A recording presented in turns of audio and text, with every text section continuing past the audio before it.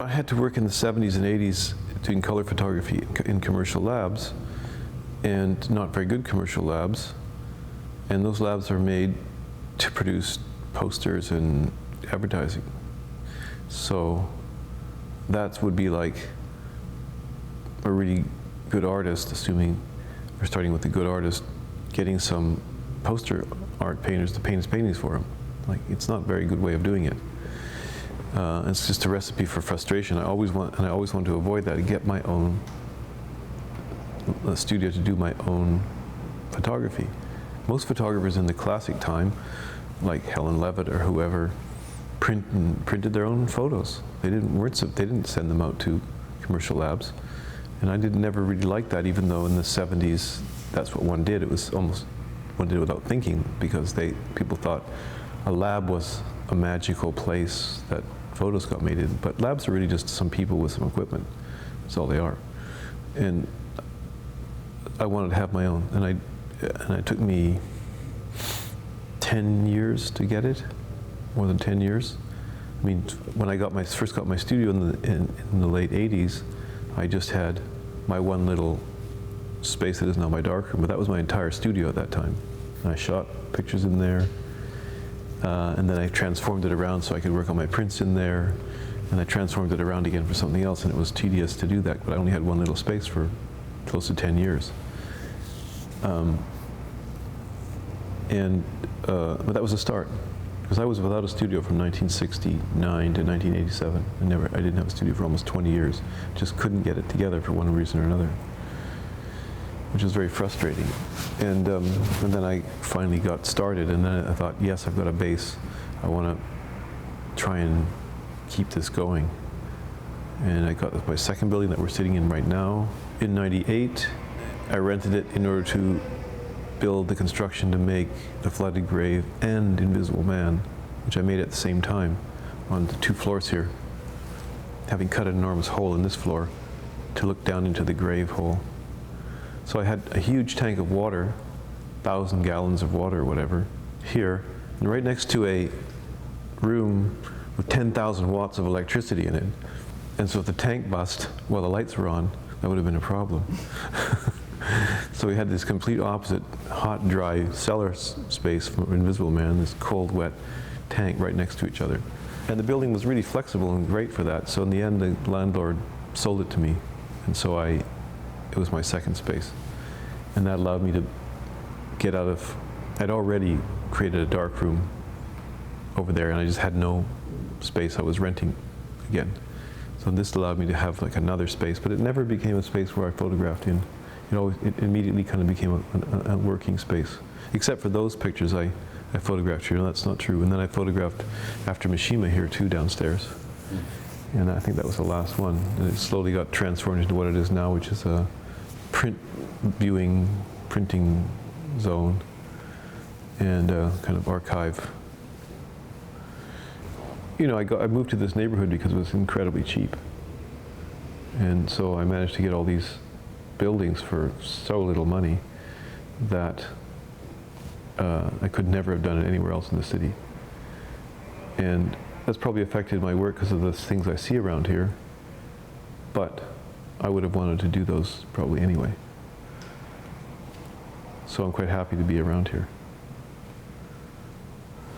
I like my pictures to look like eyesight. That's sort of what I gained from, one of the things I gained from painting, is that it's about eyesight. And one of the beauties of photography in the classical sense is that photography isn't necessarily exactly like eyesight. It's like photography looks. And that's really great. And so someone like Atche, he's a great example. His pictures, do they really look like eyesight, or do they look like really beautiful photographs that you then look at with your eyes? I think it's more, they look like wonderful photographs and photographic renderings of something that's not quite exactly the way you see it, whether they're in black and white or not. But I'm not that interested in that. I like the idea that the picture resembles eyesight. And with that, I think I have better access to that with digital printing than I did with chemical printing. Because I think, you see, there's certain, I wouldn't call them normative, but I can say they're normative to me, and I want to look like that. or how I remembered it because I was there and I want it to look the way it looked to me when I was there. But chemical photography is not really going away. I mean, I plan to keep doing it as long as I can. I can't do it in color anymore, directly in the chemical way, because I could, but I'm not. I don't, but I must say, I never really liked chemical color printing. It's really hard to do properly. The material has never really been right. In a way, color film is quite good, but the color printing methods over the years, except for a few things like dye transfer prints, which are really, really good, are hard to deal with. And color printing is not that enjoyable because it's so much failure in it. And it's almost as if digital printing is finally what color photography should look like. In a way, it seems like many of the things that I didn't like about color chemical printing just aren't there in digital printing. And maybe it's just, that's a fact.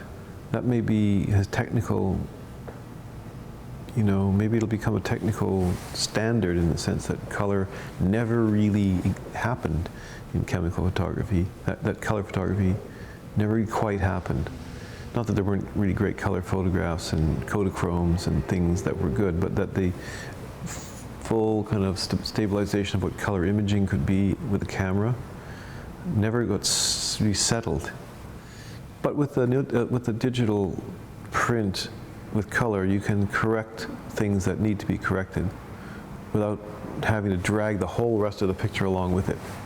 So if something's too magenta, everything else doesn't have to become green to compensate. So the color control is so much more sophisticated, and what that does, and this is just one way of looking at it, is it allows the picture to look a lot more like eyesight than some color photography does, because of the compensations that are all involved.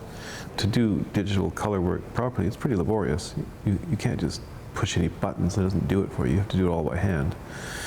But the means are a little bit more nuanced, finer grain of how you can handle things. Black and white photography, you know, it seems really what it is. Like you can't really improve on it. Now we can make black and white digital really great prints, which in fact are probably every bit as good in some ways as black and white chemical prints, but they don't replace it, and you don't feel like, aha, this is really it now.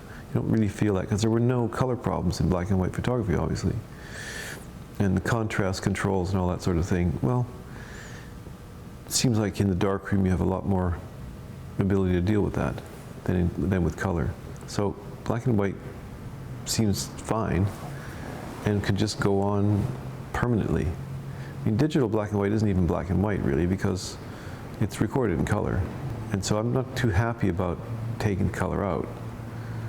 I might do it one day because everyone else does, and so I guess once that people do it and say, yes, you can, there's no such thing as color or black and white photography anymore, there's just imaging, and if you want it this way, you can have it this way, and if you want it that way, you can have it that way. And there's no reason to worry about it, because there is no divide between the two. It was film that created the divide, because some film can't record color. Maybe that's going to be the way it is, that we will just give up that idea that there's an essential difference between color and black and white, and it will go away. It'll just go away. It'll be a historical artifact of a technology that is no longer what we're using. Might be true. So I can't really justify doing black and white because it's somehow purer to any medium or anything like that. But on the other hand, the capture is great. I mean, film really can do a lot. I love the way that 8x10 can capture all that material and render it so well. So it has many, many beautiful qualities, and it's just kind of good on its own. And it's fun to work in a darkroom, and it's great to hear the water running and to smell the chemistry and just all that physicality of it. It's really exciting. And I think that somehow does come through in what you do. They've all been washed and wet and dry and expanded and contracted and all that sort of thing. It's really a kind of old, alive thing, like dyeing cloth and things like that. So darkroom is really a very interesting place to be.